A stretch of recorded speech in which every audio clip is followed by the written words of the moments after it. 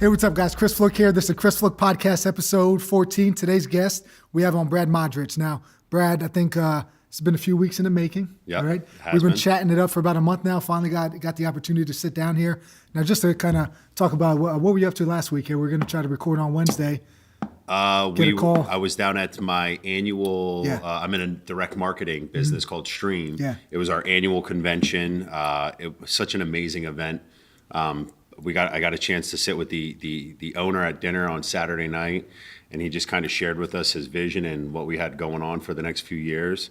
Amazing company. Now, I talked about on one of the episodes, I'm not sure which one, that Brandon Burchard's book, Motivation Manifesto. Yep. He was down there, right? He was down there. He spoke, jaw-dropping. Yeah. From an inspirational to mindset to mental toughness to being able to see the vision. He was awesome. It was great. What did he do prior to helping business leaders? Do you know? I don't. Yeah, me either. I never don't. really looked into it, but No. he's got a lot of content out there, and he does a lot. It's very helpful, everything that he's doing. And he's orchestrated, like the way that he the way he tells a story. Yeah. Was awesome. And that's just kind of one thing you're getting into with you were down there with Wes too, episode 1 guest. Yep. So as Wes made the connection here, he told me weeks ago to get Brad on, so we're finally going to do this thing now. Kind of have, basically we just want to get into your early life a little bit. Is that cool? Yeah. I met Brad, I don't know. So I worked at LA Fitness maybe like 8 to 10 years ago, and you were probably managing, I think, a few of the locations at the time. You'd pop in every, I don't know, maybe once a week. Once a week. A few times a week and go that way. So that's kind of where we first kind of crossed paths. But even a little bit before that, before you even got into LA Fitness, like what was the early life like, childhood and growing all the way up through? Born and raised on the east side of Allentown. Grew up over by Keck Park. Came from a single mom, had my 2 sisters and myself, and she was a typical low-income household, welfare, food stamps. We definitely lived on the other side of the tracks. But it was a single mom raising 3 kids, and I just know from life now what a challenge that was because we weren't financially independent, and I know we struggled. My mom worked at the Our Lady Help of Christians. It's a church school on the east side over on Hanover Avenue. And she actually worked there to pay our tuition so we didn't have to go to public school. So, she did what she did to provide, but everything was a struggle. What did you end up going private school then, or did you go to a public high school or anything? No, so then she got married.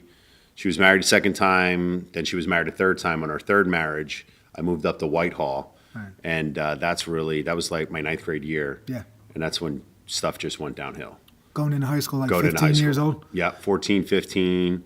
I always thought that was that age where, the path, you go one way or the other. Kids start to formulate their own opinion, start making decisions on their own. Yep. A little bit less parental guide. I don't want to say parental guidance, but whatever. Kids start hanging out with who they want to hang out with, and it goes either way. Yeah. So. Yeah, and I still didn't really have that male role model. Yeah. And for me, nothing against single moms of America, but it's for dads out there. It's so important that you play the role of being an authoritative figure because, just going off of what I did, I know what I did with my son. And I remember people telling me for years, like, he's going to hate you, why are you so hard on him? My sisters used to just constantly argue with me, like, why are you so hard on him? Yeah. And I couldn't be more proud of my son right now. He's a United States Marine. He works 2 jobs. He's got a truck that's almost paid off, a nice big Ford F-150. He's got a motorcycle. He's got money in the bank. And it was from the core disciplines that we taught him since he was 4 and 5 years old. Yeah. Yeah, super important. I mean, did you any athletics or anything when you were in high school? Like when you got to that age? Did a lot of intramurals, like outside. We were street kids, so we played a lot of basketball. I remember going up to Whitehall, going up to Caddy, and we were just a bunch of hooligans, man. And we were known for being a bunch of troublemakers because we were constantly just getting into stuff. And I was kind of like the leader of the Bad News Bears, and I was always in that kind of leadership role. But it was always leading them to do the wrong things. So, I mean, you just kind of try, you get into a little bit of trouble, and then you kind of just keep pushing it a little bit more, a little more. Yeah. There was a commercial. I talked about this when Wes and I went up to Northwestern. there was this commercial back. And how old are you? 33. Okay. So I'll be 44 this year. There was this commercial in the fight against drugs where there was this teenager running along this chain link fence, and you see this guy hightailing it. He's in like jeans and a leather jacket, and he's running and running, and all of a sudden the camera pans out, and there's a cop going to catch him, like trying to, like the cop's running after him. That's why he's running so fast. And then the camera shows the cop catching him, and then you hear the kid talk, and it says, "No one ever said I wanted to be a drug dealer when I got older." And I remember I saw that, and I thought, first off, he wanted to caught me. Second, that's what everybody thinks. Right. I thought it for years. No way. I said, first off, he wanted to caught me.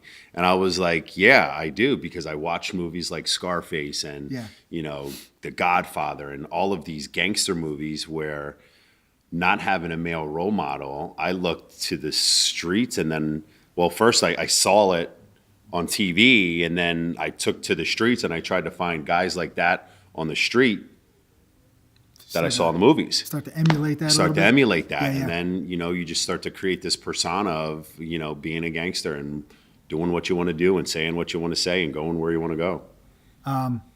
This is when you're like 15 still? This is 15, 16, 17.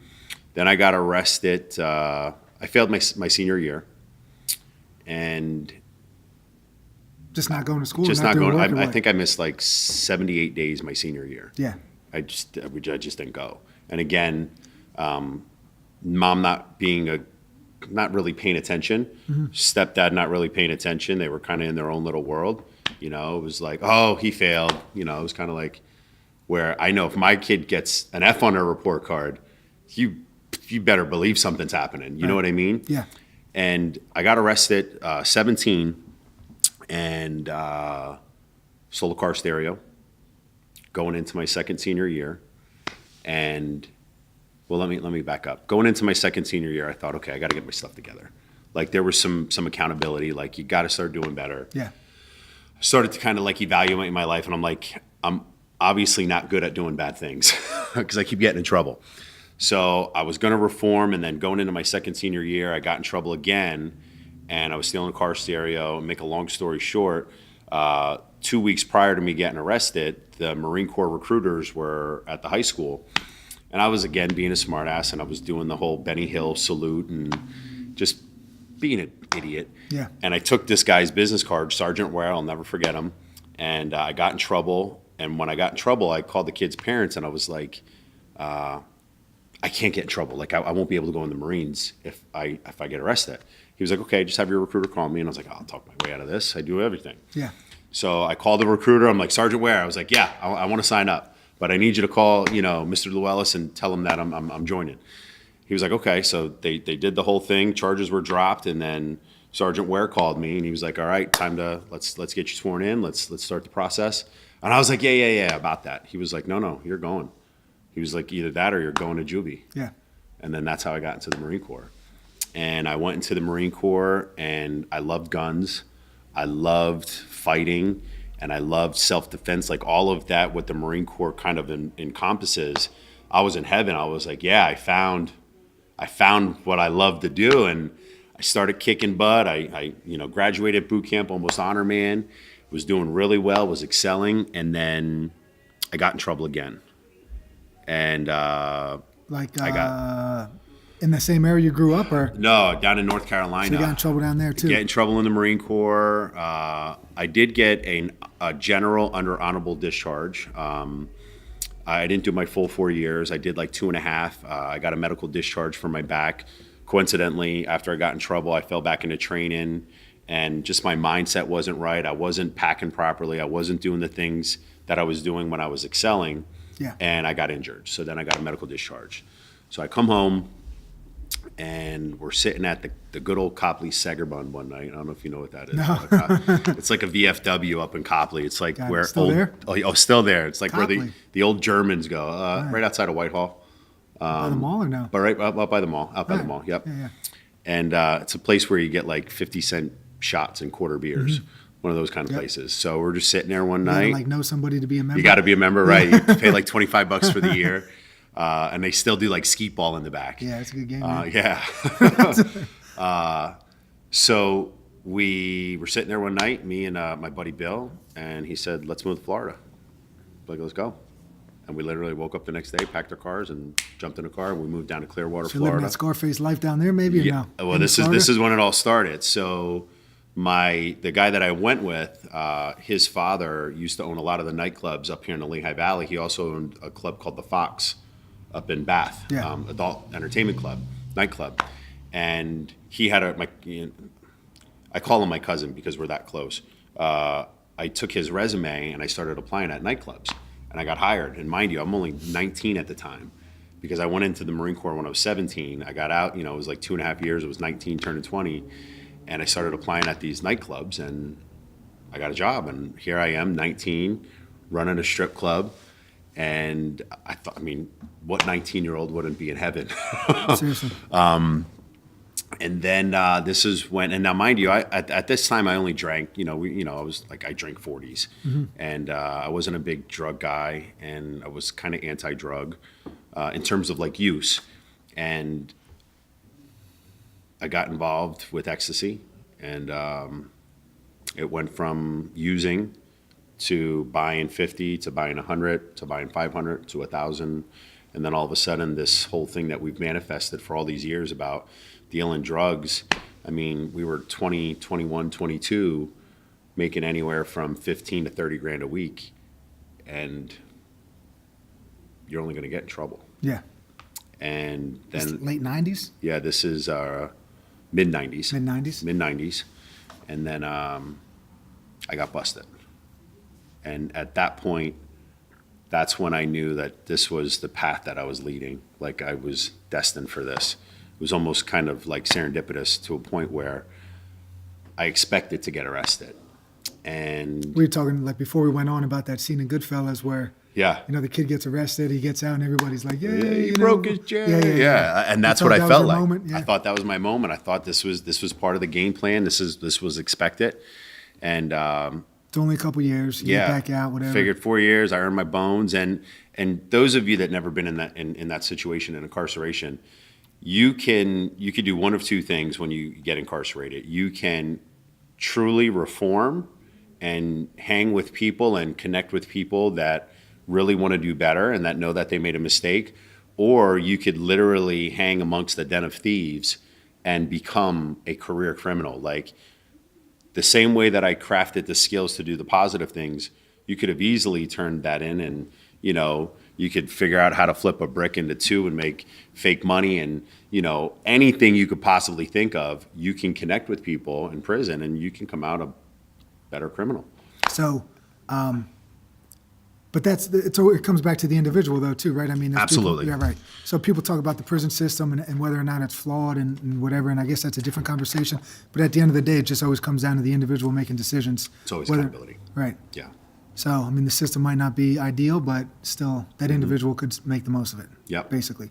And then the pivotal moment, I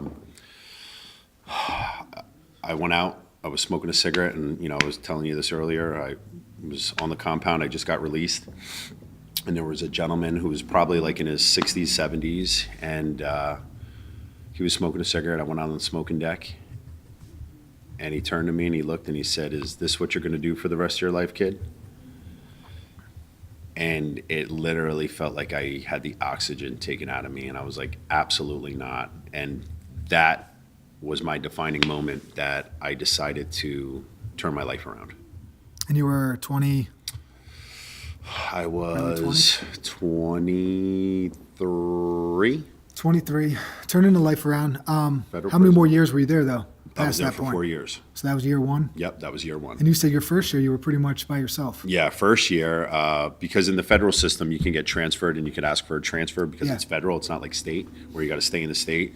So I requested a transfer up here. There's a federal corrections campus right outside of Penn State in White Deer, PA. And I went there, and I remember it was crazy because I got dropped there. And then on day one, they called me back to the lieutenant's office. And they said, turn around, and they handcuffed me and they threw me in solitary confinement. And I had no clue what was happening. Yeah. They put me in the hole, and I sat there for I got to like month 6, and the warden did her walkthrough, And I'm like, what am I doing here? Like, why the hell am I, like, what am I doing here? And they pulled me out and she asked me if I knew this person's name. And I had no clue. And she was like, well, she knows your sister Monica. She knows your sister Jennifer. She knows your mom Judy. She goes, and it's a federal law. A corrections officer can't know any of the inmates. So we got to lock you in solitude until we put your transfer. And then they transferred me out to Pittsburgh by Loretto. But for my first year, I was in solitary confinement. And that's like, you know, when you talk about the most harshest punishment for people, they just lock them up by themselves. Like, whether it's like these stories of... The harshest. Yeah.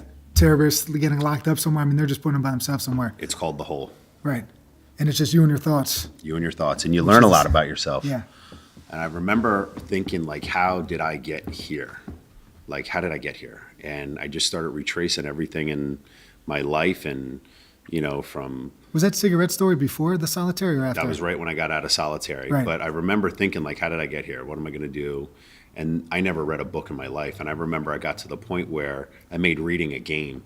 And I was reading like nonfiction, like John Grisham and just these great books. And all of a sudden I just started speed reading, and I would try to like finish a book in a day just to see how much I could get done. And like, you got to figure out things to do with yourself. So like reading became my savior. And that's when that's when I really started to pick up a book. Did you ever think that if you were not put in solitary, that you might not have had that moment with that man with the cigarette? Yeah. Think about it often. Yeah.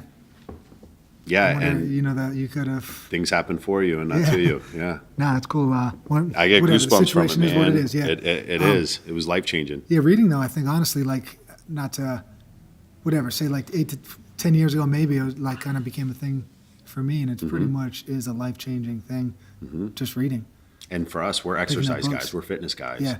That's like exercise for your brain. Yeah, and it's, you just learn, you can only experience so much in your own life, so you start reading about what happens to other people and whatever. Like we talked about David Goggins and stuff like that, and you just learned of a whole nother animal that you didn't even know existed in this world. That's right. Just by listening to him talk and reading his book and all that stuff. So anyway, you could live through other people's experiences almost and not have to make those same mistakes that they made just because you took some time to educate yourself, really. So, I mean, after all that, 4 years out of there, you end up back in the Lehigh Valley? Back in the Lehigh Valley. Now, were you trying to get into, when you were still in prison, incarcerated, did you think, like, I want to try to get in the fitness industry? Or? Absolutely. That's where I got my first personal training certification through the NFPT, which is now a great personal training cert organization.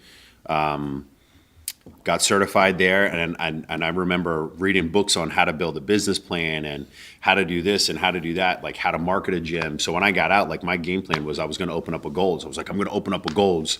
And I didn't realize, because prior to that, the last time I was really in the Lehigh Valley was in 1996. So I didn't realize that a Gold's had opened, and there was Gold's South Mall, there was Gold's Allentown, Gold's Whitehall was coming. So all these Gold's were there. Gold's Whitehall wasn't there yet.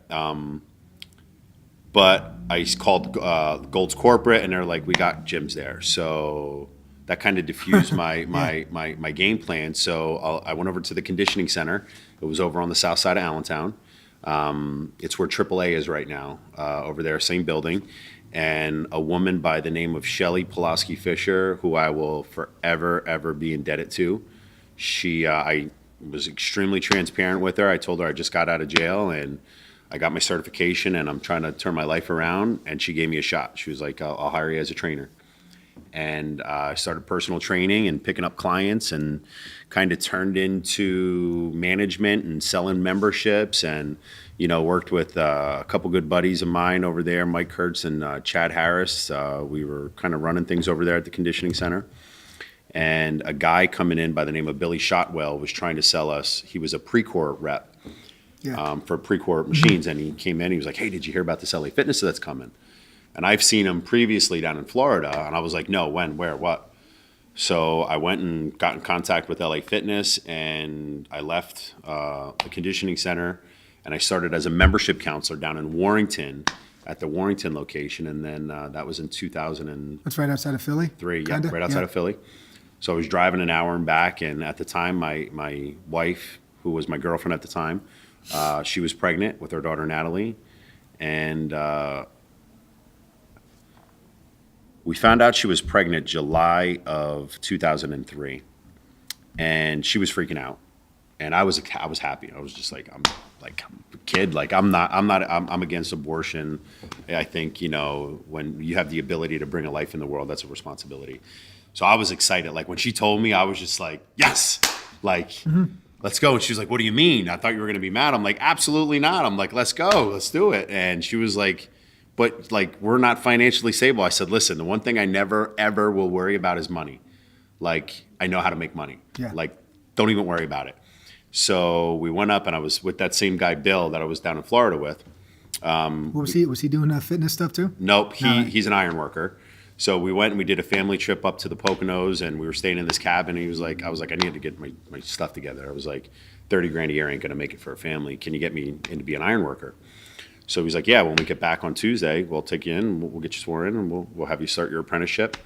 And as I was driving we got back, we were driving to the local union and my phone rang and it was Chad Abramo. I don't know if you remember Chad. He was one of the big regionals. He called for my interview to LA Fitness and I stopped the car. I didn't go swear in and I went and I took my interview. And I remember I walked into LA Fitness Warrington and I saw this gym and I was decked out, 3-piece suit. Like I was on a mission to get a job. And I remember sitting down with Chad and I was like, first off, one of these are coming to Allentown, like this club here. And he was like, yeah, it's probably going to be even better. I said, I mean, no disrespect. I was like, I'll shovel shit if I have to. I got to be the guy that opens it. Yeah. And he was like, yeah. I hear it all the time. And from work and grinding, I was the guy that opened up LA Fitness Allentown. Awesome. And that was a game changer for me. You put in a good career there too. I mean, right? Yeah. How long? 17 years. And then you were primarily in Allentown for what? Allentown for 8 years. They bounced me around a couple times. I had to go help out in Mount Laurel for a little bit, and then I came back to Allentown.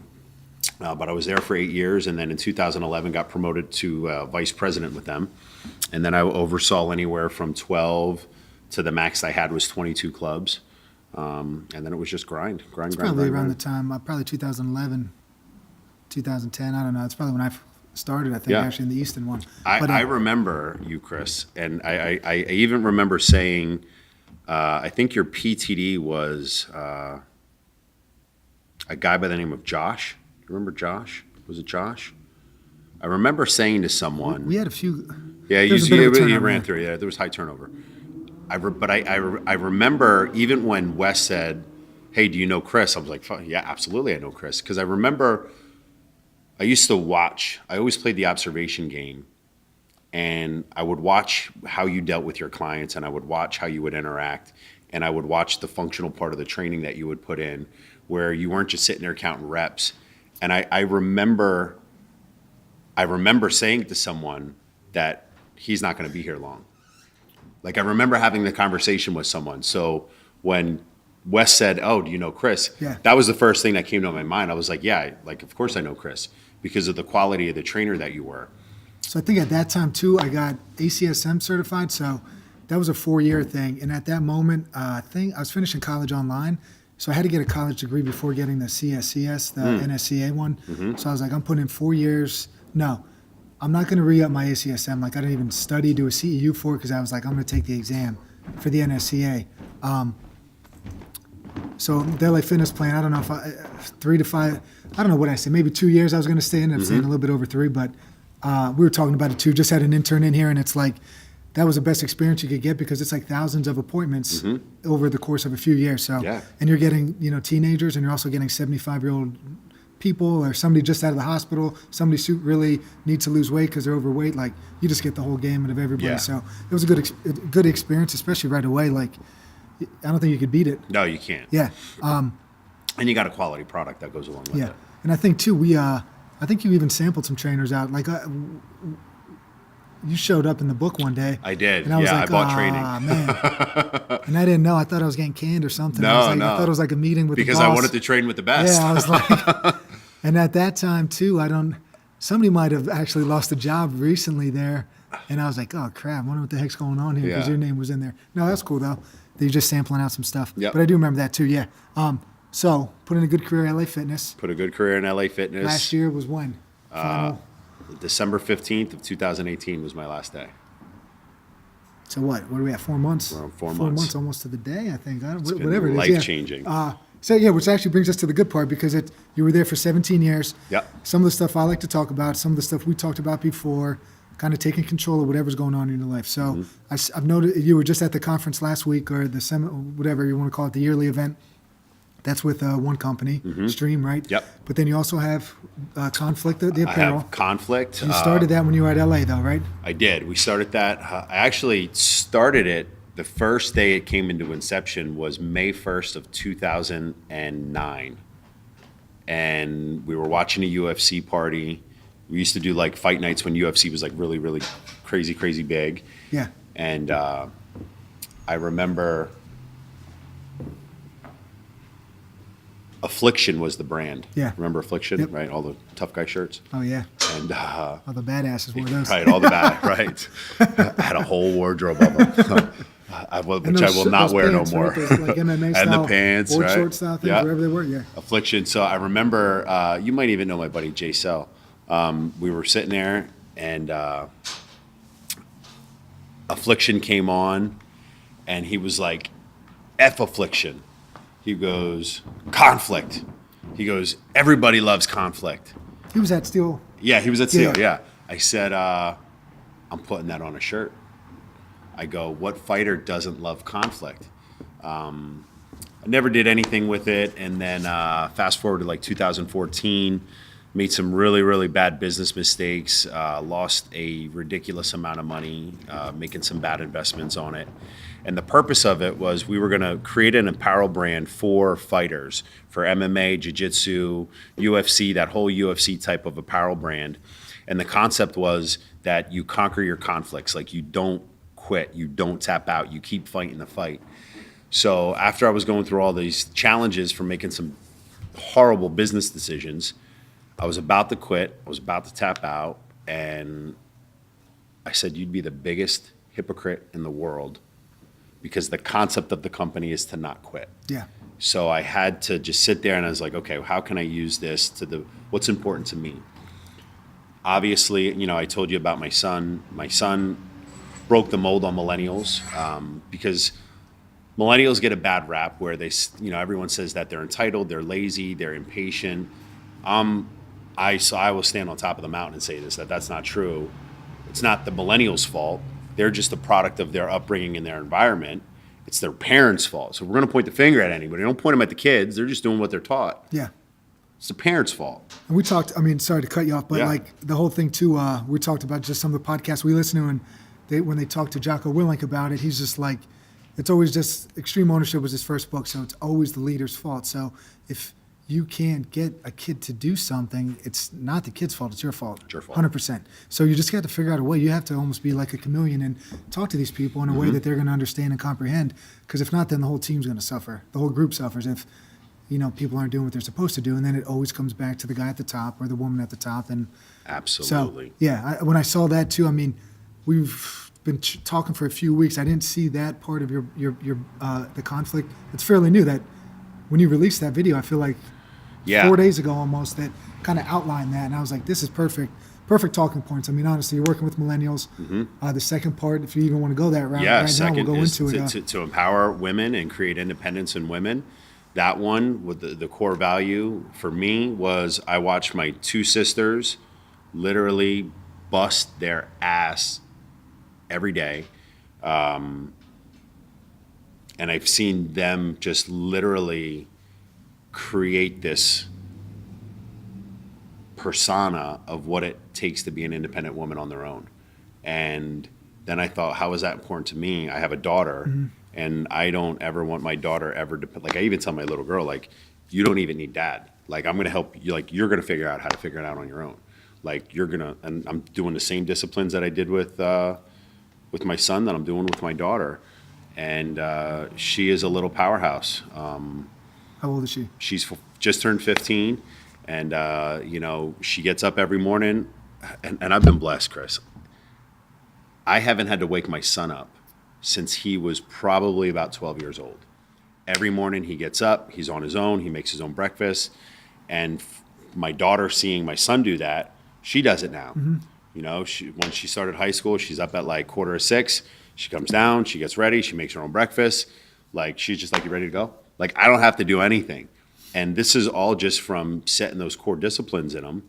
And then, the third principle is to help people that have some type of a drug addiction or a criminal conviction to get their life back on track. Obviously, I was an addict down there for years, and it's still kind of weird hearing me say that out loud, but I think being able to talk about it is what is giving me a better understanding to help other people. Yeah. Because a lot of people just can't even get that out of their mouth that they were an addict. And, I have a very addictive personality on so many levels. And I want to help people that have those addictions, and especially with criminal convictions, people that think that they can't get their life back on track, get their life back on track. So with the conflict though right now, how are you going about trying to, just kind of spread your word? I know you talked about going into high schools. Going into high schools. So you and Wes were up there. I mean, Wes was probably a good example of the second chance situation there. First podcast we did here, kind of grew up with him, and you guys could just kind of go back and watch that. But he told a story, basically living on the streets to running a business now and traveling around and doing all these cool and exciting things. So, like, how are you finding some of these people that you are working with? Like, you're going into high school, you get your millennials there. Say, what kind of so basically just kind of what's the plans moving forward? Yeah, so high schools are one. Working with correction facilities, like working with Lehigh County. Working with the Keenan House in Allentown. It's a halfway house. Working with Pyramid down in Quakertown and up in Catasauqua. That's a drug rehab center. Just working with the drug rehabs, the high schools, and really just spreading the word on social media. Like, if you getting the brand out there too, right? Because that's the brand out. It's conflict. It's kind of spreading that word, and no, it's awesome. You seeking this stuff out on your own? People contacting you? Like, I know it's early in the. We're just starting to get calls. I got a call from Whitehall High School the other day. They're doing an entrepreneur class, and they reached out to me. I met this lady one day, and she called me. She was like, "Hey, we're having this entrepreneur business class for our students. We want you to come out and talk for 15 minutes about your story, your past, where you're at now." We're going to try to get something going with Allen High School. I have another partner, George Koufalis, who's my business partner in Stream, which we got a project that we're about to launch next week, which is going to be game changer for us. I'm really excited about this project that we've been working on. Cool. It's going to help a lot of people kind of get their mind right and help with mental toughness. So, he got approached by Allen, and now we're just starting to put these seeds out there, and they're coming to life. So, I mean, if we start, we don't have to go into like super long, great detail here, but like, let's say you do have that. Let's say you do have somebody that's working with kids. Say, like, I coached athletics for a while, and I talk to a lot of parents. I talk to a lot of coaches still. I'm still in the loop a little bit because kids come in here and train, and it's always like, you talk to a coach and they're like, kids don't want to listen these days. Kids don't want to do this, that, and the other thing. I almost feel like those are the individuals that almost need some of the guidance too. So it's not necessarily you're trying to empower a millennial, say, to do a thing too, but it's also that the people that are dealing with these millennials, they're the ones that need to hear it, and they need to take, so they need to take some ownership in it and accountability. So like, if you were going to say work with a coach, say somebody calls you up or a school calls you up, a principal's like, hey, I need some help running some programs. Like, what are some of the things that you'd like to talk about? First thing is mental toughness. Well, with conflict too, going to your guy David Goggins, I mean, he's always talking about it's the conflict, it's this inner conflict all the time, and it's like, I think he called it the dirty mirror in his book, where it's like you have to look in that mirror, and there's no lying to it. Like, it is what it is. If you're 50 pounds overweight, like you're 50 pounds overweight, and it's time to get real with it. So, it's always the inner conflict. He believes people are only hitting 40% of their capabilities. They're leaving 60% on the table, not cashing in on that. So, like, how does this stuff play? Well, for the coach that you just said, I just want to kind of touch on this. That's cool. You said there was the coach that was like, oh, these guys don't listen. They don't listen. That just means that they're not listening to him. Exactly. It's how are you able to influence someone's thought, and some people can do it, some people can't. Some people like to be in that leadership position, but they're not doing their own self-development. So again, part of the strategy that we have with conflict, and we haven't even broke the surface yet, we are Instagram, let's face it, social media is a part of our life right now. And I used this technique when I was at LA Fitness because I wanted all of my guys, if my team was going to be on social media, I wanted them to follow me. And I wanted them to show them a peek into what my life looked like. Me getting up at 5 a.m., me at the gym by 6:30, me eating healthy, me making good investments, me spending quality time with my family, me living a life that I've never lived before. So if they're gonna be, thumb scrolling, I want them to see me, because if I'm their leader, I want to be that guy that is attracting them to do the things that they need to do. Mm-hmm. And that technique worked because my guys knew, because I was extremely transparent, like, this is what it takes to get to that next level. And again, if you're dealing with students and coaches, I encourage all coaches, because the reality of it is millennials are glued to social media. That is the number one way to get a message out, is through social media. Better than emails, better than anything. So if you have a team, if you are a coach, let them see you, and not just the highlight reel. Let them see that you're going through struggles. Let them see that you have problems, and that you don't have this picture perfect life, because I think that's what makes it real with social media, is not just always showing the highlight reel. Like I made a post a couple weeks ago about just not wanting to do anything. Like I didn't feel like doing anything, and I still struggle with this. Like, there's days I don't want to turn it on, but there's that something in you, and I think it's gotten to the point where my level of leadership is so to the extreme point of servant leadership, where it's not even about me no more. Like, I got to get up for everyone else, and I've been given a gift, and my gift, the same thing that I said where I was able to influence people in a bad way, I have the gift to be able to influence people in a positive way. And as a leader, you have to be able to deliver that message to the people who are under you. If you got a team of 2, if you got a team of 10, if you got a team of 100, being able to influence someone, it's a gift, and you have to work on it. But it's also a skill. And just like any skill, like working out, like doing anything, a skill can be practiced and perfected. And again, getting enough reps in. I remember the first time I picked up a flat bench. I remember shaking and being a weeble wobble, and I couldn't pick up the weight. But now you get me on a bench, it's perfect form. I mean, I could probably do it with my eyes closed. There's a great structure to it, because from a foundational standpoint, I've done so many reps that it becomes second nature. And that's what you got to do with leadership.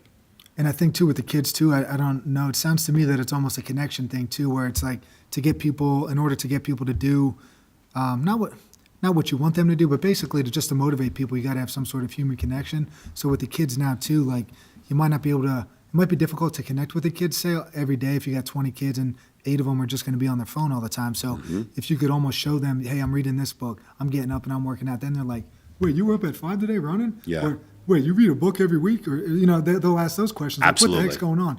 And I think that's interesting you said that, because I never thought of it. But that was when I used to coach football. Like, we'd have double sessions. I'd be out running on the field. Like, I was messing around with some barefoot training. So I'm out there without shoes on the football field. And these guys are like, this guy's probably an idiot. But they still talk about it. He might have been on the team. Right. Somebody was in here and they were like, yeah, you used to do that, remember? And I was like, yeah. So anyway, like, just some stuff like that. It just gives you an opportunity to make a connection. And that one kid or something that might not talk to you anymore, might even feel weird about reading. Because, there's there's a stigma about certain things where, oh, you reading, like, how kids are, like, give people crap, what the hell you reading that for? Right. Yeah. So you start doing some things, or you go to a yoga class and some dude that thinks he's like, oh, guys don't do yoga. Yeah. And it's like, no, I've been going twice a week for the last year. Right. They're like, oh, really? And they don't understand. Yeah.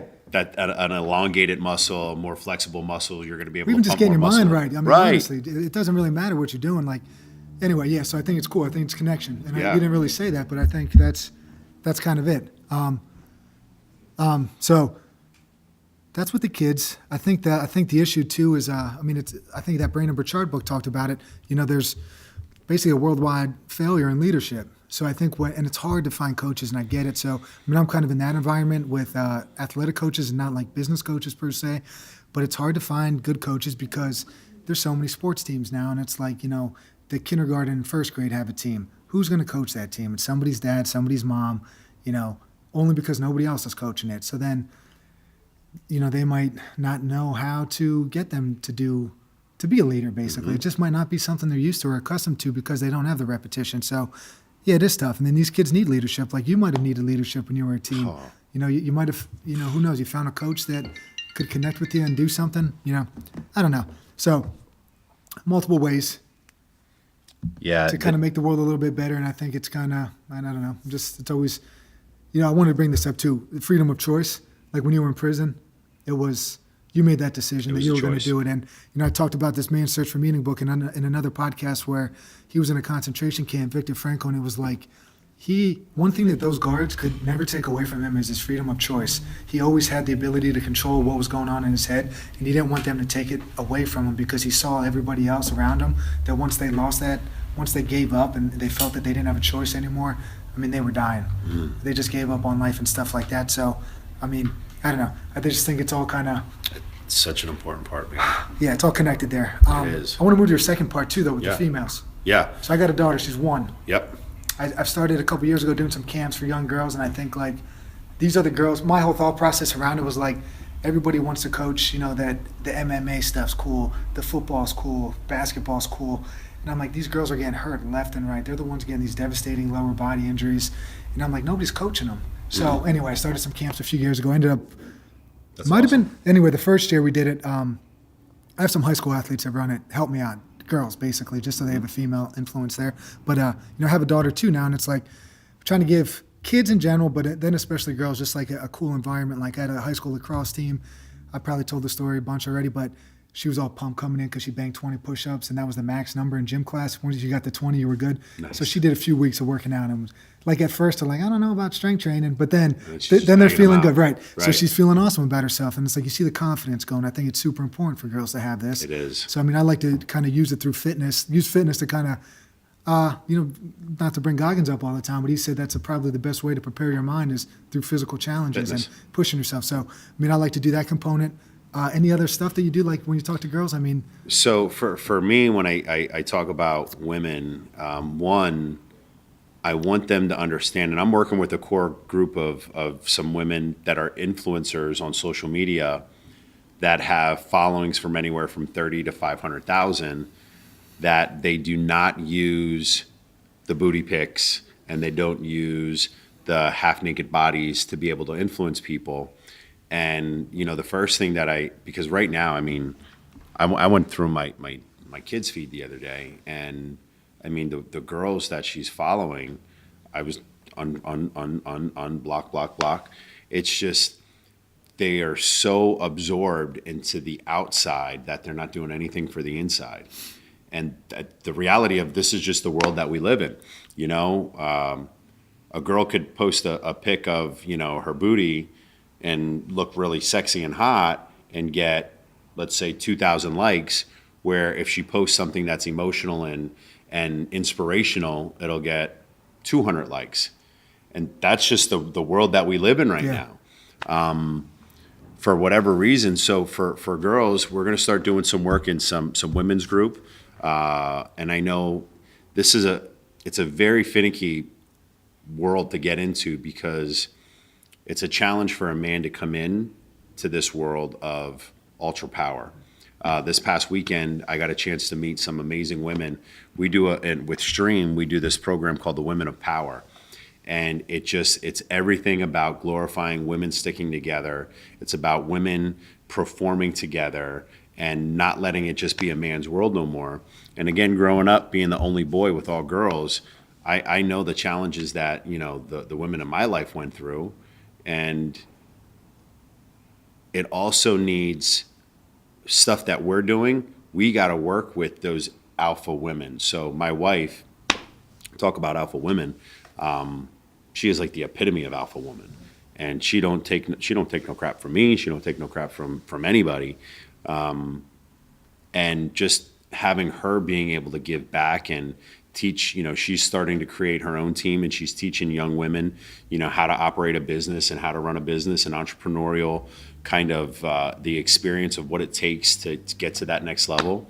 But at the end of the day, how we're going to be able to help these women, it's going to be the millennials. It's going to be, touching base with the girls. Wes and I, when we went up to Northwestern, we did our talk, and just by saying that we're helping to empower women make the right decisions, we had 2 girls come up after the meeting and just like, yo, thank you so much. They started following us, and they asked questions. Is there any kind of good books that we could read or anything that we can do? And here, one of the girls was sexually abused by her boyfriend, and it's real. I've always, when it gets to that point when we're helping women, I don't want them to feel like they need us. I want them to feel like we're here to help. And I think that's as men or as your as men, as company, right. Like it's again being able to influence their thoughts that, listen, we're just here to help. Like, I get you. I want you to rock. I want you to kick butt. Yes, you can do everything that I can do, probably better and in heels. I think that was a famous quote that Marilyn Monroe used to say. And it's so true. There is things that women can do that men can never, ever, ever be able to do.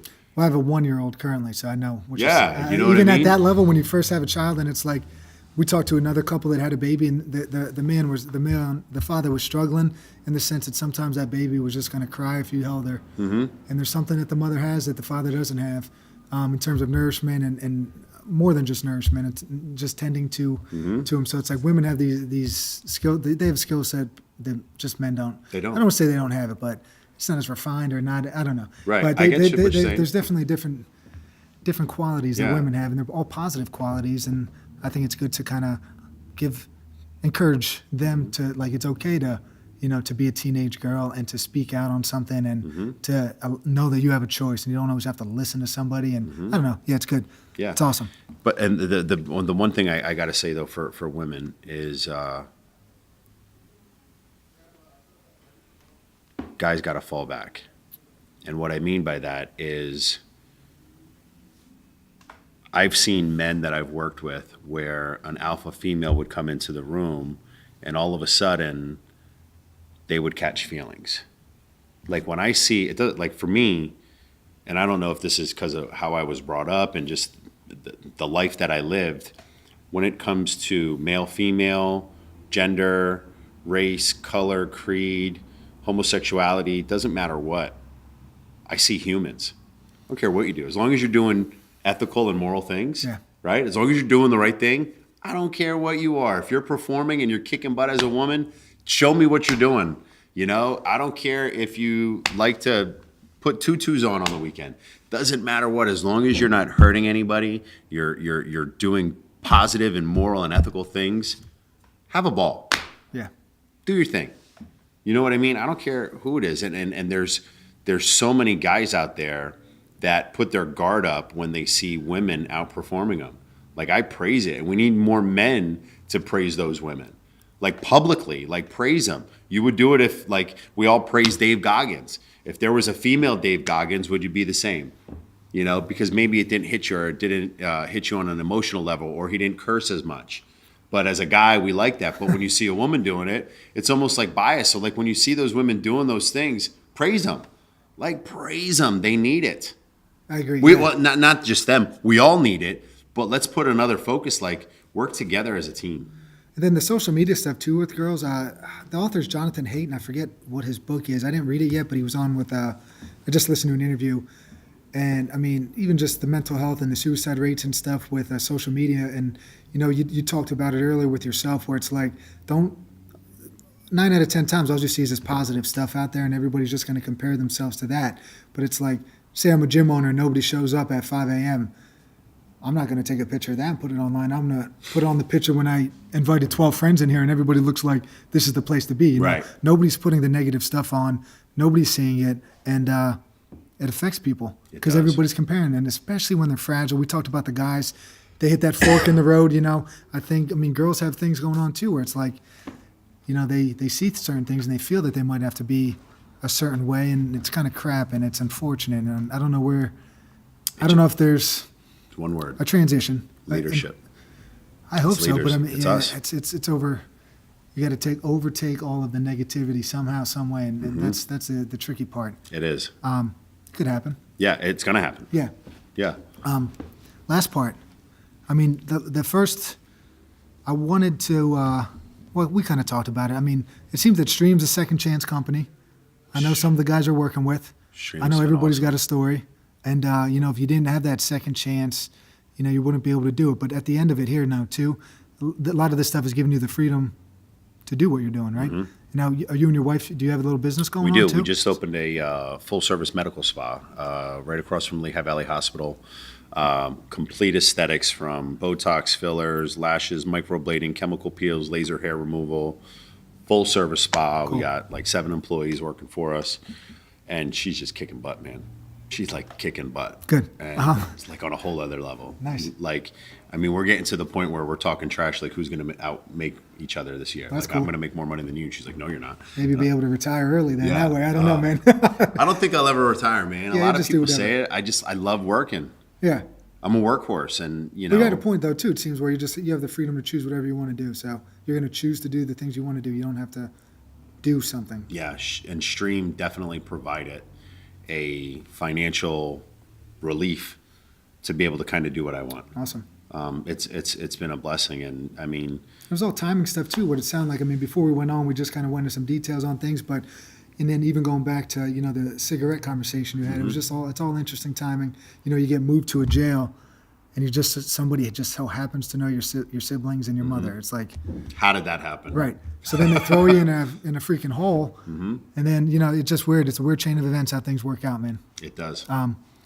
So I mean, moving- even this here. I mean, you know, I can't begin to tell you when I heard your name, it immediately brought back. He's an amazing trainer, and Well, I just appreciate so that. you know, and I'm not blowing smoke, man. It's not my gig. The reason why I booked that training session with you is because when I bought training, I made a point of wanting to train with the best trainers in all of the clubs that I had. Yeah, that's I cool. mean, that just solidifies like Nice what to my know, man. decision was. Speaking of training, Yeah. what are you up to, man? I see these videos, man. Jacking some steel. It's you might going say? good. My training, I'm doing a 75 hard challenge right now. So for 75 days, no cheat meals. You got to eat absolutely clean. You got to drink a gallon of water a day. You got to read 10 pages a day, and you got to have 2 workouts a day. 1 workout outside for 45 minutes, another workout, regardless of the weather conditions, cold, raining, sleet. You got to take your butt outside, and you got to work out for 45 minutes, and then 45 minutes in the gym. Andy Frisella from First Form, he started this challenge to create what we're calling a hard discipline. And my training's great right now because in the beginning, I thought when he started this, he said, you know, we're going to do this challenge. And I thought, I work out every day. I eat good. I don't need this. Why do I need to do this? And then he said, why not? He was like, one of the problems with people, especially in business, is they always try to take the easy route out. This challenge forces you to put yourself in an uncomfortable situation. And if you could intentionally put yourself in an uncomfortable situation because you're choosing to do that, when a real uncomfortable situation comes up, you're prepared mentally.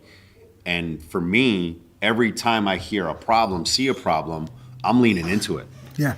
I'm looking for it. And you're prepared. And I'm plowing right through it. And the mental strength, along with the physical strength, my workouts have been through the roof. I'm intentional with everything.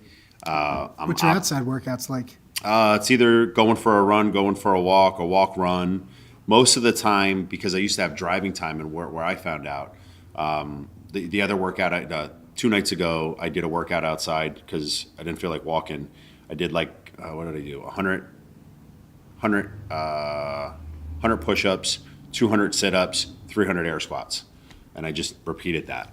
And oh my God, I never did 300 air squats before. That takes some time, man. Holy moly. So My what, legs were sore. you hit that a few times or no? Yeah, I started to go back through it on the second time. Yeah. Workouts have been great. And then in the weight room, you're only going 45 minutes, so how are you breaking that up? Just going hard, a lot of high intensity workouts, drop sets, supersets, Couple functional body parts workouts. each time? Or, Yep. So here, I got my workout in. Yeah, what's this called again? 75? 75 hard. The 75 hard challenge. Actually, So yeah, my workouts are breaking up. I'm doing like a chest and tries, back and buys, like your conventional, but I'm throwing in functional stuff 2 days a week where I'll do set of burpees, some kettlebell swings, some thrusters, battle ropes. I'll do that all in one set, kind of like a kind of a modified CrossFit workout. I'm doing that twice a week, and that's been working on my cardio, and I just feel great, man. Good. What about the weekends? 7 days a week, 75 straight days. 75 straight days, no days off. Where are you at in that process now? How many? What day? Like 30s, 40s? I am on day. So this is when you see my social media. When you see that, so I'm on day 24. Nice. Yep. How you feeling? I feel great. Soreness, run down, any of that stuff? No, because I'm eating good. I'm fueling. I'm eating good, clean food. My supplements are on point right now. So what are you doing with First Form then, with the supplement company? First Form. I followed the leader because he has a podcast called the MFCEO Project, and it teaches you how to be the mother freaking. I don't know if there's kids listening to this. Mother freaking CEO of your own life, and he owns a supplement company called First Form, and we pride ourselves on going the extra mile, helping others. All of the core competencies that the company had, they kind of aligned with who I was. And when I reached out to him to be like, what's called a Legionnaire, like you got it. I've never seen a supplement company do this before. One, you had to test before you could start offering their products, meaning you had to know every single product line. You had to take a test on what they do. Where I've been in the business for 20 plus years, and I remember reaching out to supplement companies and they're like, yeah, here, I'll send you whatever you want. Yep. And First Form was like, no. First off, you got to test. Then if you pass the test, we're going to do a social media test on you to see if you're the right caliber. At that point, I was like, this feels right. And the president of the company is Andy's brother, Sal. Sal is such an inspirational leader, from being a dad to teaching his team. And again, all of the core competencies that I already had, it just kind of made sense. It was a perfect marriage. And the company's awesome. Our culture is amazing. The products are phenomenal, from the quality, the bioavailability that you get in the product. It's just no nonsense. And you distribute some of these? Yep. So if anyone wants, I got a link in my bio on my Instagram. I'm what's called a Legionnaire, and I'm working to at one point be one of their elite athletes. But their elite athletes, they got some hard chargers. Yeah. You got to be extremely fit and extremely knowledgeable about training. That's awesome. You get a workout in yet today? I did. You got that next, every 7:15 every morning. 7:15? Like clockwork. Where do you go, man? LA. LA, yeah. Yeah. Let me think here. What else we got to talk about, man? We hit First Form, Conflict, got a little stream in there, talked about it back in the day. Yeah. You got any questions for me, man? Anything? So with being a coach, what are some of the challenges that you're seeing with the millennials? Like what are some of the things? Because I love talking to other coaches. Yeah. How are they influencing their team? How are they managing their team? Because for me, it's always been there's a term that we learned in LA. It's called idiosyncratic. It's got to be belly to belly. You can do formal training in a team environment, but I think when we talked about the influencing, when you're working one-on-one with someone, if you're a high performer and let's say Frank is a low performer, I'm going to treat my high performer different than my low performer because you're understanding the language different. So I'm going to be able to give you tactical information, and because you're a high performer and the way you learn things, you're going to be able to process it, digest it, and spit it back out, where Frank didn't have that. And I'm just using Frank as an example. Poor Frank. Yeah. Change it to Jimmy. Okay, but Jimmy. Jimmy yeah, sucks. Frank, yeah, no. I'm just, no, nothing at you. No shots there at you, Frank. This is all strictly for, if Jimmy is a low performer, you have to be able to find how to connect with Jimmy so Jimmy can understand it, digest it, comprehend it, and spit it back out. So what are the challenges that you're following, you're having? So coaching sports, then I also did the weight room. So I had a different opportunities to work with kids because I was around them a lot more. So I'd be in the weight room with them and also coach them on the practice field. So all year round, me and them in the weight room talking to them, whatever. I'd never treated anybody crappy. I always thought that was terrible. Not in my personality to really be some hard ass that I don't care, you're going to do it because I told you to. I think like that type of stuff is stupid. So I coach with people, and it's like kids need to know why they're doing something, and they're going to question it, and it's okay if they do. Tell them why you're doing it, and then we're going to move on. If you do the thing where it's like, you're doing it because I'm your coach, that doesn't seem to vibe well with them. So I always thought that was one thing, like communicating with them in a way, and if they want to know why you're doing something, fine. If they want to question you for 17 weeks about it, fine. Maybe week 18 they'll actually get on board. And so we had that experience. Some kids are always going to kind of push your buttons with something. Hey, this hurts my wrist. Okay, fine, let's do it this way. Hey, that doesn't feel good. All right, cool. We're going to do it a different way. We're still going to do something. But, like, it's not engaging in some of that behavior that they might want attention for. So I think that's another thing, too, where it's like you got to kind of read the room. So I think communicating with them, at, like I said before, connection, and then caring, I guess, too, right? I mean, not to sound too weird, but So you got to really care about what's going on, like, especially if your name is on it. And, like, yeah, it's cool. We could do all these cool videos, but, like, for the most part, you have to care for the bottom part of it and work your way up. So, like, any program that we'd put together might be pretty boring for some of the more advanced kids. Like, some of the kids went to Division I schools, and they were still banging the same old basic barbell stuff that the 8th and 9th graders were learning because they learned that at that age. So it's like, we're going to get really good at these lifts. And yeah, you might be able to handle some of this stuff, but like, I want to bring the bottom up to here. And then you guys, we'll take care of you when we get there. Like, you're in good shape. We don't have to worry about you too much. But I always thought that if you cared about the bottom and try to bring them up to a certain level, it brings the team up too. So it was like, hopefully that kind of makes sense. I mean, you want to communicate with them all. You want to care. You want them to know that you care. And, you know, not just some of the other guys. I mean, I don't want to throw anybody under the bus, but you see it in coaching where I would work with the JV team too. So I'm getting to know the guys in the weight room. I'm working with the freshmen, the sophomores. I'm working with the varsity guys. Some guys don't really care. They don't even learn the guys' names until they're like a junior in high school. And that sucks. And That does. We've always had small teams, and it's like, you're around these guys, you see them 50 times. I mean, you can't remember his name's John. Like, I don't know. Like, you could remember a play from a game 17 years ago, but you don't really want to know. Yeah, so that kind of sucked. But so then issues too, they would see with other coaches, always ego, always because I said so. But the because I said so thing was just because they weren't educated enough. So it's like they didn't, just because they worked out for 10 years doesn't mean that they know the why behind they've just been benching for 10 years because that's what they've done. Right. And their coach had them benching and incline pressing. That's all they heavy, know. and then dumbbell benching. And that's how we're going to train our guys because we'll get the NFL combines testing the bench press too. So it must be important. Let's drive this number up. When really, you know, it might be more impressive if you have a 260-pound guy doing weighted chin-ups, you know. So understanding that and, you know. Would you consider yourself more of a player coach? Because, I mean, probably, yeah. Yeah, like because this is what I always considered myself as a player coach, where you can coach someone on what that technique is, but then you could pick up the ball and you could pick up the weights and you could actually implement it to show them. Because a lot of coaches can't. That sucks too. So you see some guys, you know, or females. Well, it's hard to find coaches again, like I said, especially when I was working at a small school, and it's a small school, and who's going to coach middle school girls field hockey? You know, it's hard to find coaches sometimes. So, you know, it might be a teacher that never played, but it's either let's cancel the season or this teacher's going to be coaching. So anyway, like that's always a factor. But like to physically not be able to do something, there might be some exceptions to it in the sense health-related things, you know, who knows.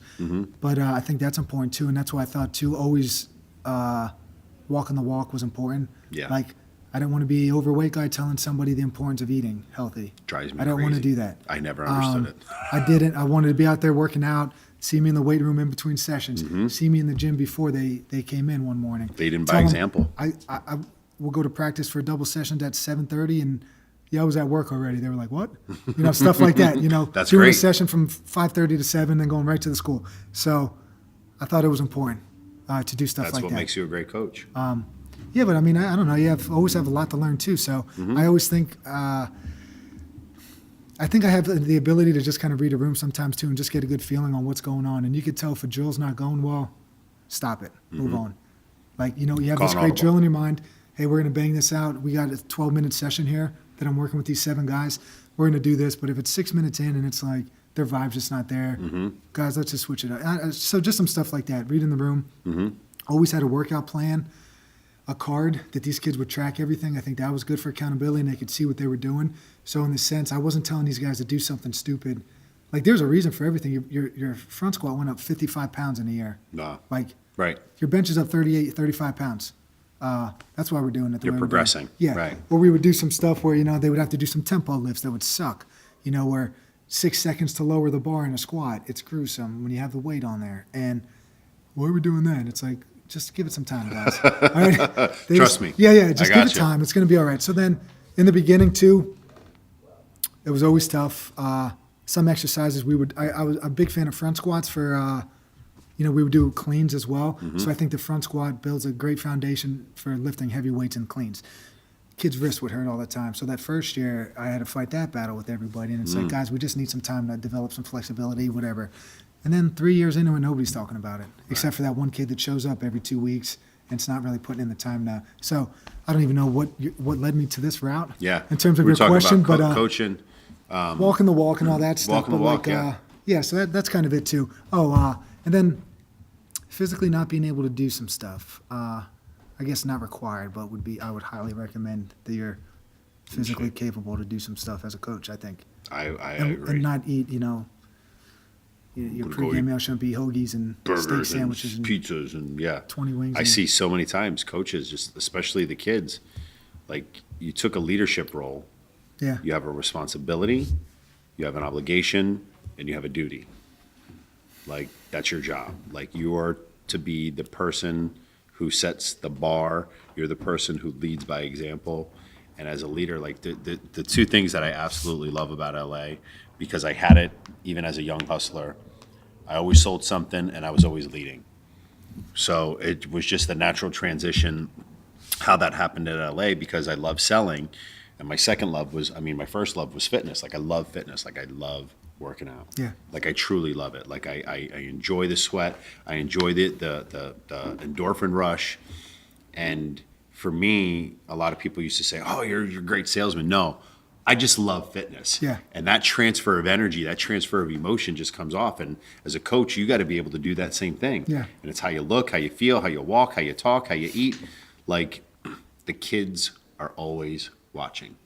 Yeah, and You may not also think they're- your emotions as well. Like, if you're going to tell a kid not to, if there's a penalty that happens, and you're going to tell them, hey, next play, guys, let's not worry about it. You can't be on the sideline spiking your hat off the ground, throwing your hands up like this. So I think the emotional side of things too, even though you do get worked up and, I don't know, sometimes it's hard to keep your emotions in check, but it's always just a practice what you're preaching. If you're going You have to. want everybody to stay on a level, if your focus is going to be on, things in the past, put it behind you, whatever, let's move on. You can't be complaining about 3 plays ago because Nope. the clock's not going to get rewound. They're not taking the points off the board. It is what it is, and you got to move on. So, I have one last question for you. yeah. We always go to Feegs at the end with questions, so he's Okay. taking notes. All right. So he's probably coming at you with What's the end game for you? freedom, obviously. So Jocko's a big fan. The reason discipline equals freedom is his thing. If you have the discipline to do all the things, you're going to have he has the discipline to get up, work out at 4 a.m. or whatever he's doing. He's taking you see his Shot at Instagram, 4:30. whatever time he's Yeah, up. absolutely.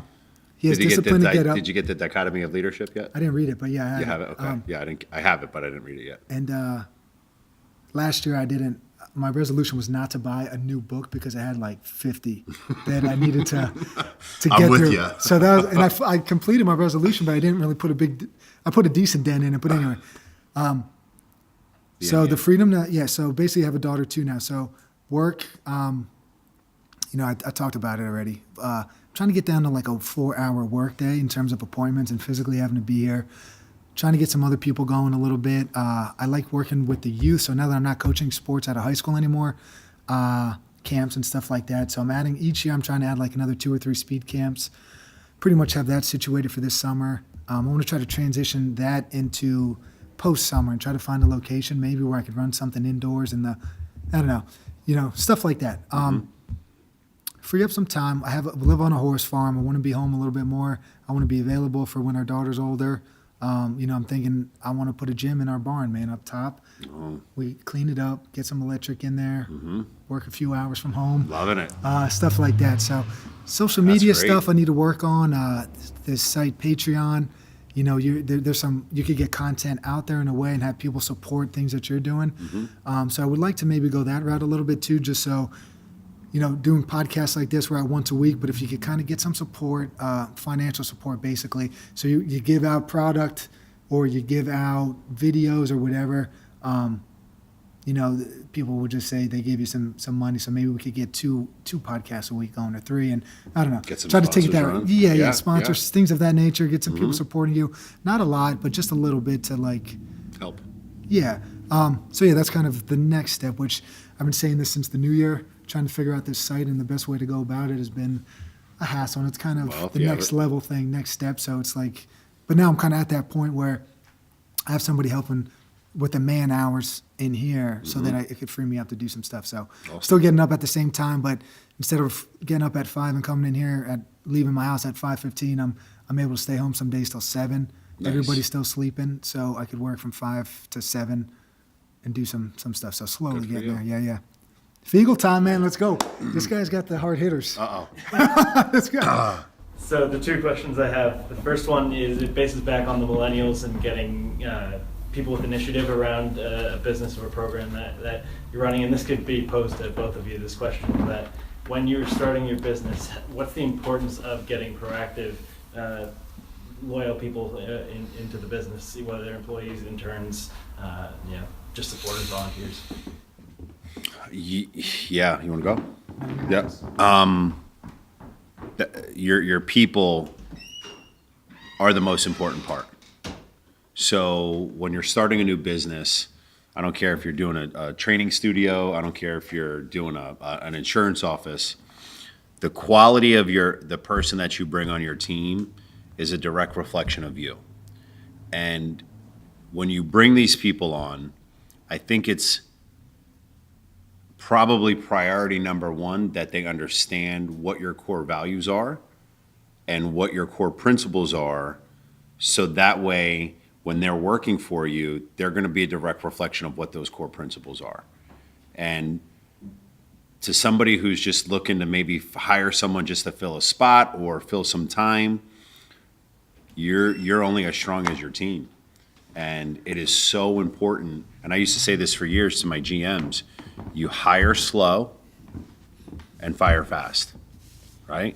Like when you make that decision, this person's got to go, just make a decision, go. Cut the cord, get rid of it, don't make any excuses. But when you're hiring, be very selective. Make sure that, again, if I'm looking to hire somebody, I social media check. I want to see if they're doing bong rips and beer keg stands, and I want to see if they're living a righteous life. I'm going to dig into their social media. I'm going to ask them fundamental questions. And again, in the hiring process, you want to ask them questions that are going to influence their thought to carry on a conversation. Because if you own a business, I think it's extremely important that the people that you bring on know how to carry on a conversation. It's a dying art, is the power of just kicking it. Especially with millennials. Like I tell my kids, don't text me, call me. I want to hear you. You want to carry on a conversation? I'm not doing it through a text message. Pick up the phone. So to answer, your people are so important because they are 100% a direct reflection of you. The second question I have is, being an aspiring entrepreneur, how do you establish a supportive or sustainable consumer base? How do you sustain it? You got to put in the work. Find it or sustain it? More sustain it, because finding it's, you can identify demographics and such, but once you have those demographics set up and you have somewhat of a start, how do you keep going about? But do you have the people currently, or it's just like a demographic that you're after? No, more you have the people. Yeah, that so they're already like how clients do you almost? sustain that, keep them interested in the business and keep them, supporting. Is it like a symbiotic side of things where you're both supporting each other, in terms of you're offering things to them, they're offering things back to you?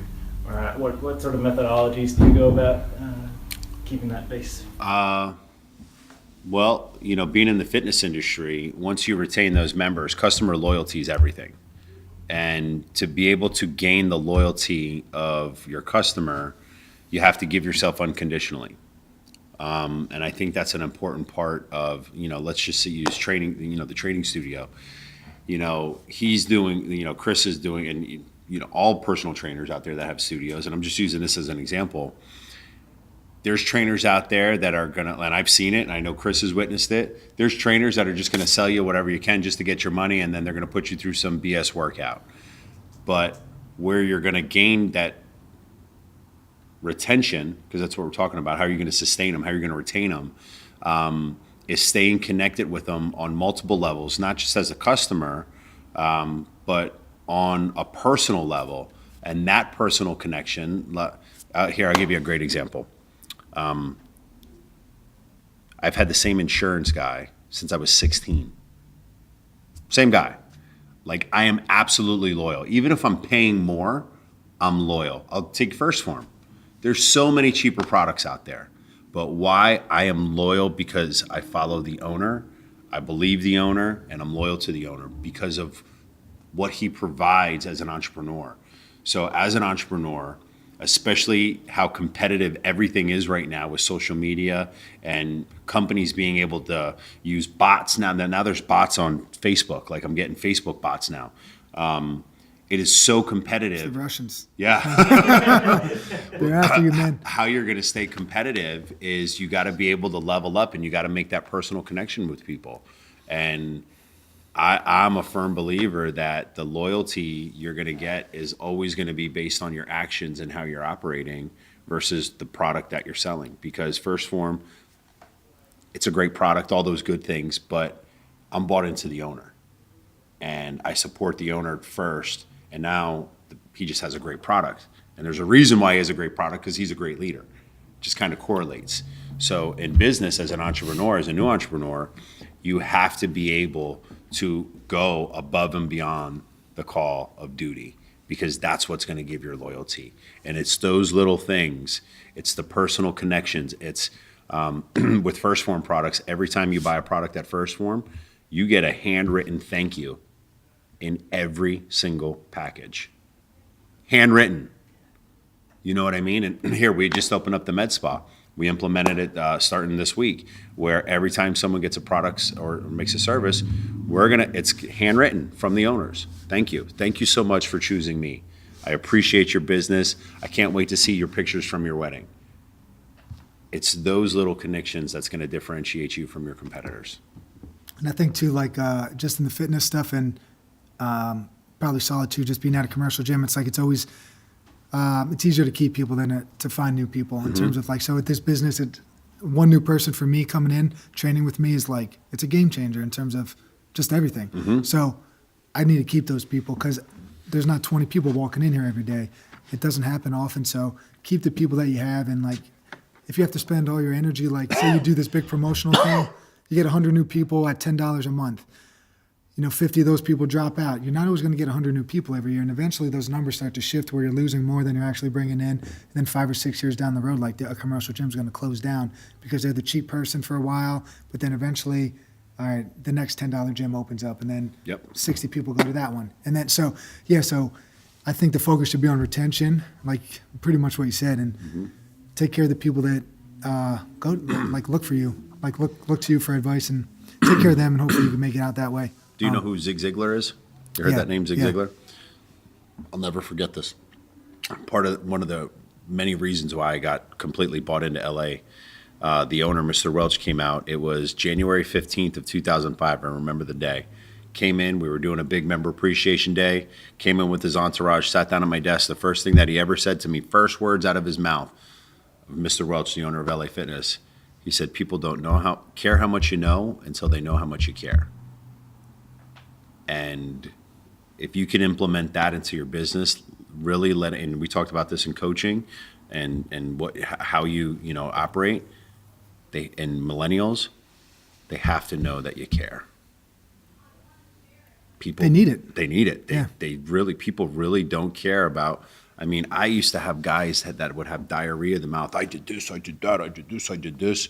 Let me sell you this. But they never stopped to say, Chris, tell me what you're looking for. how can I help you? Forget about all of this. How can I help you? That's what differentiates.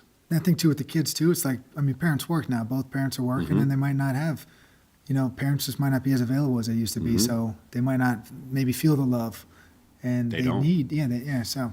It's amazing what a hug could do. It's crazy. Like the human touch, there's 6 human needs that need to be filled. And that emotion and that desire to be wanted and feel wanted is such an important part of business, of coaching, of entrepreneurship. I just saw a lady, this lady last night. She came up to me after I spoke at a stream meeting, and she came up and she was like, "Where have you been? Oh my God!" And she was a little sweetheart. She must have been in her 60s, and she went to shake my hand. I was like, "I give hugs. Get over here," and it blew her mind. Like those personal connections is what makes it different. That's it for me. Thanks. All right, man. Thanks for coming, That's it. dude. Thanks Pretty for having me, bro. This guys. was awesome. All right, now YouTube. We're on YouTube. Okay. Google Play, Stitcher, iTunes, Chris Fluck Podcast. Always forget to say this. Like it, rate it, whatever. Hopefully we get some more people out there watching it. We'll be sharing this stuff online. Share it, yeah. Patreon.com. I got that going. Trying to get some content out slowly. Pretty much a post a day right now. Going to try to get some videos out. Got some T-shirts coming. Might be selling some mugs. Might be doing some weird little stuff here. Okay. I don't know what. Oh, one thing I forgot to ask. Books. Books. What are you reading? I just started. I just finished. A buddy of mine owns wrote a book called Side Hustle Millionaire. I just finished that on Sunday. I just started You're Destined for Greatness by E.T. Greatness is Upon You. Greatness is Upon You by Eric Thomas, E.T., the hip hop preacher. And I might as well. When will this get put out? Probably in the next 5 days. In the next 5 days. Okay. So in the next 5 days, it's already going to be out, but we'll tell it now. Me and George Koufalis, Yep. we wrote a book. Awesome, man. Game changer for us. Like, I can now say that I'm a published author. We spent 4 months banging it out, late nights, early mornings. It's called The Takeover. It's the ultimate mind booster. It's 20 chapters on how to get your mind right, mentally, spiritually, physically. All of the things that you can encompass what success looks like. It's a great book. Awesome, man. Yeah. I have to pick it up. We'll share it too. It's going to be awesome. Great. All right, man. Figs, anything. Brad, last words? That's it, man. All right, guys. Conquer your conflicts. Be the best version of you and take action. Nothing happens until you take action. All right, guys. Thank you, man. Peace, everybody.